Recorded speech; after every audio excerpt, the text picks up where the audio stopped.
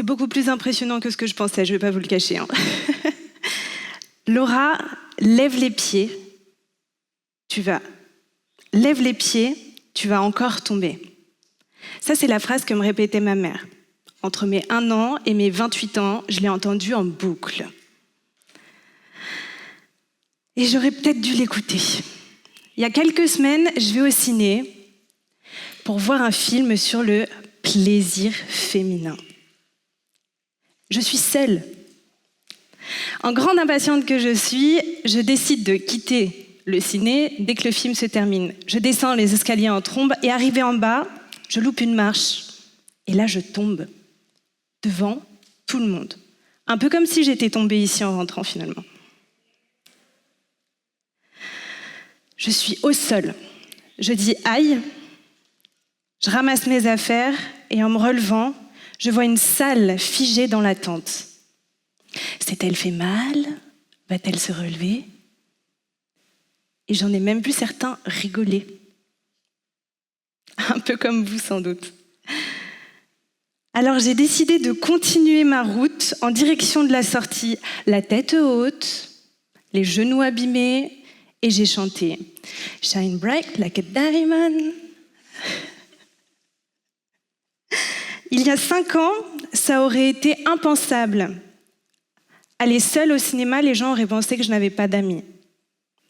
Un film sur le plaisir féminin? La honte.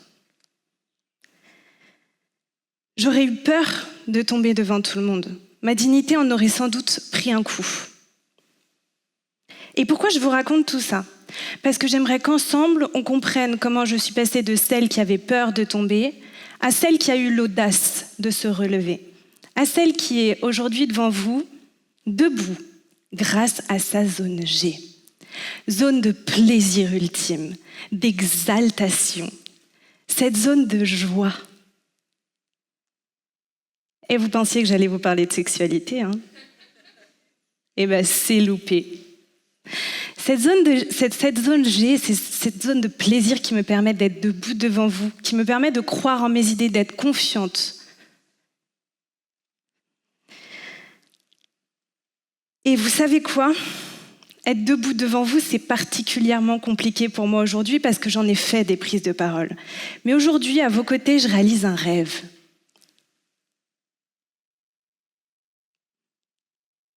Voilà la star. Dis-moi, je pensais à toi là, et à la story que tu avais mis. Tu sais, tu avais mis une story où je t'avais offert un bouquin en mode comment parler en public. Et je me posais la question, mais pourquoi je t'avais offert ce bouquin? Et en fait, parce qu'un jour, je t'avais dit, mais toi, Laura, c'est quoi ton plus grand rêve?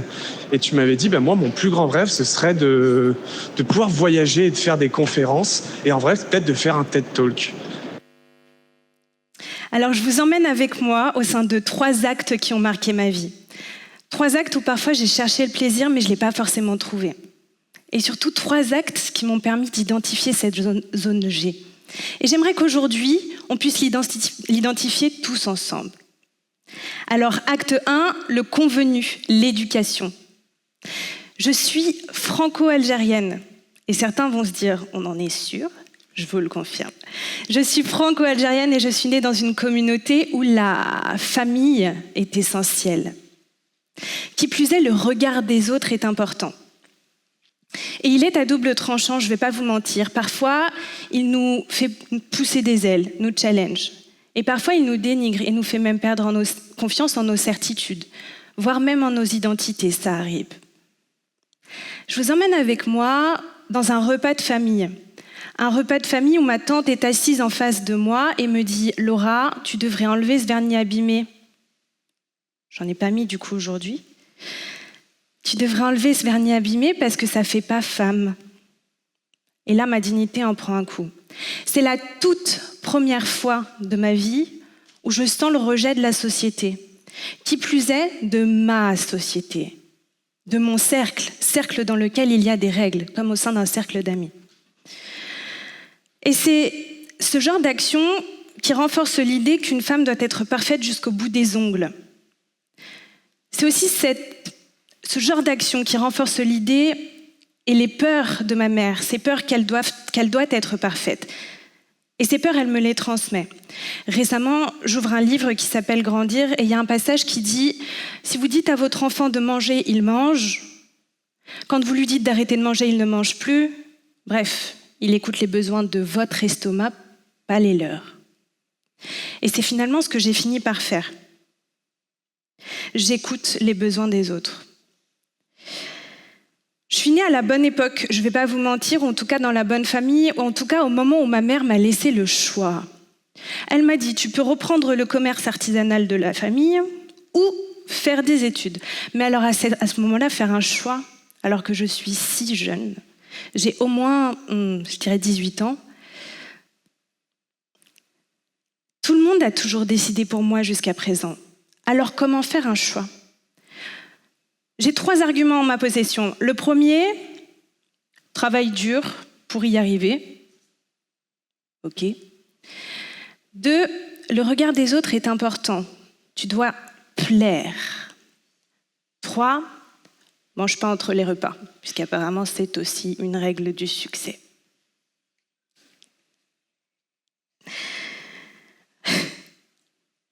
Désolée. J'aurais aimé qu'on m'explique ma zone G à ce moment-là. J'aurais aimé qu'on me dise « Mais Laura, en fait, qu'est-ce que tu kiffes concrètement ?» Et j'aurais surtout aimé qu'on m'explique la différence entre le plaisir et le désir. Alors, à main levée dans cette salle, qui saurait me dire s'il sait ce qu'il désire vraiment ? On n'est pas nombreux, on n'est pas nombreux. Acte 2. L'attendu, l'influence. Nos choix sont influencés par ce qui nous entoure, parfois pour le meilleur et parfois pour nous éloigner de nous-mêmes. Vous savez, la fameuse histoire « Nous sommes la somme des 5 personnes qui nous entourent », il n'y a pas que du bullshit là-dedans, ok ? Et l'influence commence dès l'école. Primaire, collège, lycée. Alors, je rencontre des profs qui sont parfois rigides et figés, un peu trop cadrés, et d'autres qui sont passionnés et passionnants, mais j'y arrive pas. L'école, c'est pas mon truc. J'accroche pas avec ces personnes-là. Il n'y a qu'une seule matière dans laquelle et grâce à laquelle je ne vois pas le temps passer, c'est la philo. J'arrive à absorber les informations comme si c'était naturel chez moi. Et ça, c'est le tout premier indicateur de votre zone G, le flow. Je comprends que finalement, ce n'est pas forcément les professeurs le problème. Je comprends qu'en fait, on m'a appris à subir l'apprentissage et pas forcément à faire un plaisir ultime. Je comprends surtout que les méthodes pédagogiques de l'époque ne me conviennent pas. Et pour en avoir discuté avec certaines mamans là très récemment en loge, ces méthodes pédagogiques sont toujours d'actualité. Je ne sais pas si vous vous rappelez, mais on vous demandait d'apprendre des poésies par cœur. Maître Corbeau, sur un arbre perché, tenait dans son bec un fromage. Maître Renard, oh! Est-ce que l'un d'entre vous, au XXIe siècle, a déjà mis le mot ramage et fromage une seule fois dans sa vie et dans la même phrase? Eh bien, c'est pareil, je ne comprends pas pourquoi je dois faire ça. Je ne comprends pas, donc je subis. Et j'aurais aimé à cette époque qu'on me dise que la poésie nous permet de développer notre créativité, qui plus est nos émotions. Et j'aurais surtout adoré qu'on me dise « il n'y a pas de règle de la phrase parfaite tant qu'elle est dite avec ferveur et avec le cœur ». La morale, c'est qu'on ne m'a pas du tout appris à comprendre, on m'a appris à réciter. On ne m'a pas appris à mémoriser, on m'a appris à mémoriser, on ne m'a pas appris à ressentir. Et surtout, on m'a appris à faire et pas du tout à donner mon avis. Résultat, j'ai une vision extrêmement psychorigide de la réussite et je me suis mis une pression monstre pour ce soir, je ne vous le cache pas. Le plaisir, c'est pour plus tard. Voilà ce que je comprends. Le plaisir, ce sera quand j'aurai une famille, des enfants, peut-être de l'argent. Mais ce n'est pas pour maintenant. Alors j'aimerais que vous vous demandiez, est-ce que vous avez en tête une matière, une action, un moment grâce auquel vous ne voyez pas le temps passer et qui vous permet d'être complètement immergé dans le flow ? Acte 3, le convenu. Et c'est là que tout bascule. Moi, je me dis, mais à quel moment on considère que le plaisir peut être moteur de la réussite ? À quel moment on nous dit que c'est sain, le plaisir ? Un jour, j'ai une discussion avec mon manager de l'époque et il me dit « Laura, tu fais beaucoup de fautes d'orthographe ?» Je dis ouais, « Jusqu'ici, tout va bien, t'as pas trop tort. Tu t'éparpilles beaucoup. » Je dis « Oui, ok. » Quelque chose d'autre de constructif peut-être. Il me dit « Mais t'as beaucoup de talent. » Et là, je lui ai dit « Ah, là-dessus, on est d'accord. » Il m'a dit « Tu devrais trouver ta zone de génie. » Une phrase. Je quitte tout ou presque. Je veux le faire en raccourci, ça s'est pas tout à fait passé comme ça, mais je quitte tout ou presque, je prends un billet d'avion et là j'arrive à La Réunion. Je comprends, enfin, que je désire quelque chose qui m'appartient. Ou presque. En fait, je désire plutôt le rêve des autres, ceux qu'on voit sur Instagram. Donc à cette époque-là, je désire les cocotiers, les 10 cas par mois, le matcha. J'arrive ici, les gars, je n'ai que les cocotiers. Et tout le reste, il a fallu que j'aille le chercher. Et oui, je vous apprends rien. Et je ne vais pas vous dire il faut travailler dur pour réussir. Je vais plutôt vous dire qu'il faut dissocier le désir de la passion. Le désir vous permet d'émettre des idées, la passion vous permet de vous lever tous les matins pour aller atteindre vos désirs les plus profonds. Alors moi, ma zone G, c'est la philo, la socio, l'éducation, la pédagogie, l'humain finalement. Et vous, votre zone G, comment vous pouvez la trouver ? Eh bien, sachez que c'est le point d'intersection entre ce que vous aimez le plus faire, ce que vous aimez le plus être. Là où vous ne voyez pas le temps passer et ce dont le monde a besoin. Et paf, ça fait des chocs à pic, comme dirait l'autre. Le plaisir ne devient plus un mythe, ne devient plus un luxe. Le plaisir est devant vous. Alors, comment le stimuler ? Ou en tout cas, comment le trouver ? Eh bien, j'ai envie de vous dire, messieurs, dames, votre zone G est déjà inscrite en vous. Grâce à vos hormones. 1. La dopamine. L'hormone de la récompense. Par exemple, pour moi, c'est aller au cinéma 1 fois par semaine. Bien évidemment, j'ai compris qu'il fallait que j'arrête de m'asseoir tout en haut des marches, parce que tomber chaque semaine, ça deviendrait compliqué. 2. L'ocytocine, l'hormone du lien. Je vais d'ailleurs vous inviter à ouvrir vos bras maintenant, tout de suite. Ouvrez vos bras avec moi. Loin, large, large. Nickel. Faisons-nous un câlin. Nice. Est-ce que vous êtes contents ? Ok. La sérotonine, l'hormone de la reconnaissance. C'est quand on nous dit merci. Et c'est quand je viens de recevoir votre gratitude que je me rends compte que mes mots ont un impact. L'endorphine, l'hormone du bien-être, ce TEDx. Ok, j'aurais pu aller courir pendant 30 minutes, mais j'ai préféré venir devant vous. Voilà.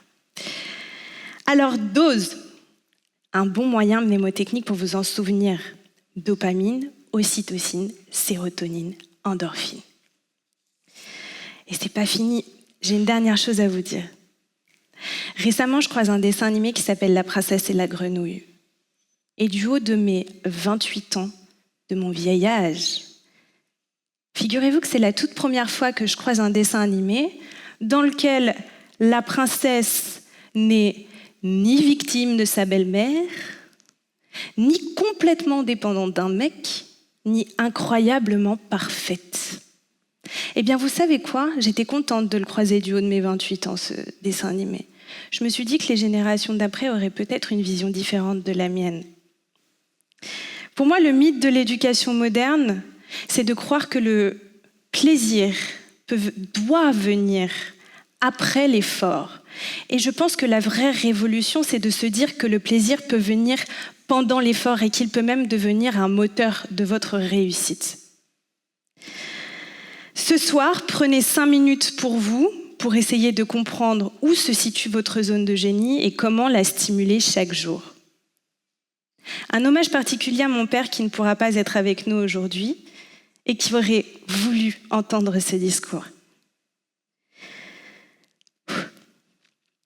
Alors j'aimerais réécrire avec vous cette phrase, puisqu'aujourd'hui, Laura, pose les pieds, tu vas voler. Merci.